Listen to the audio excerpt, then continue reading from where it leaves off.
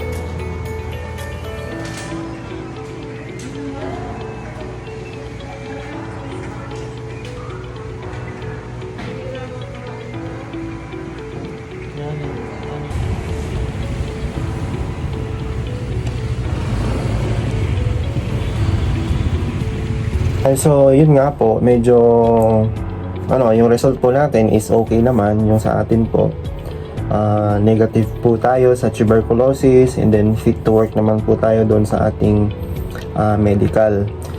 Pero yung kasama ko po na isa na nag-undergo rin ng TB test, may nakita pong scar sa kanyang lungs. So ni-require po siya ni Doc, yung physician po doon, na mag-undergo ng sputum test. So 3 consecutive days yon, nakukuhanan siya ng sputum, or sa Tagalog yung dahak, kukuhanan ka ng dahak ng 3 araw. Then i-culture po yon, tapos obserbahan yon ng 6 weeks, parang gano'n, maximum of 6 weeks. And then titignan kung may tutubo na bacteria, particularly yung bacteria ng tuberculosis. And kung wala naman, then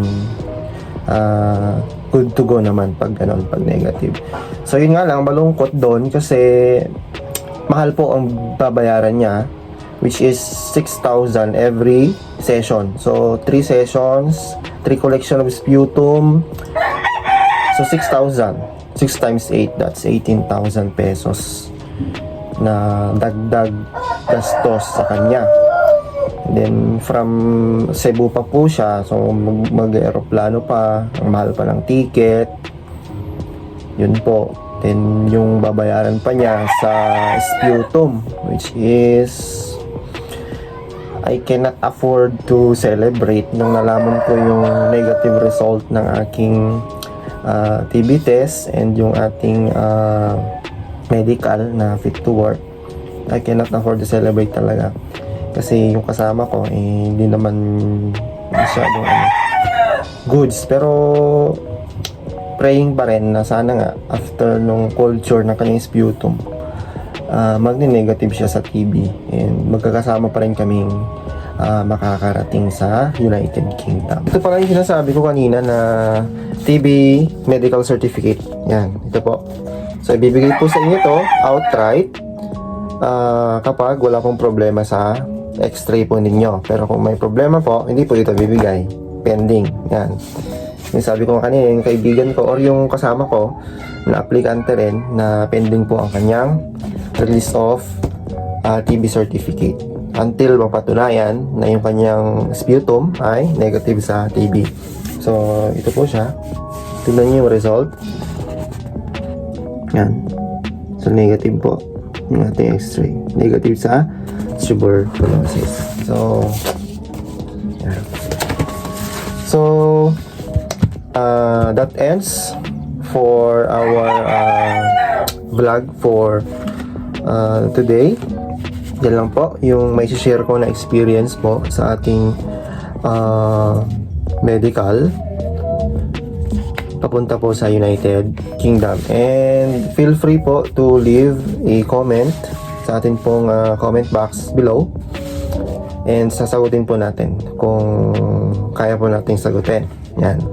And then follow nyo rin po yung atin pong journey papunta po sa United Kingdom. So that's all guys. Thank you and good morning.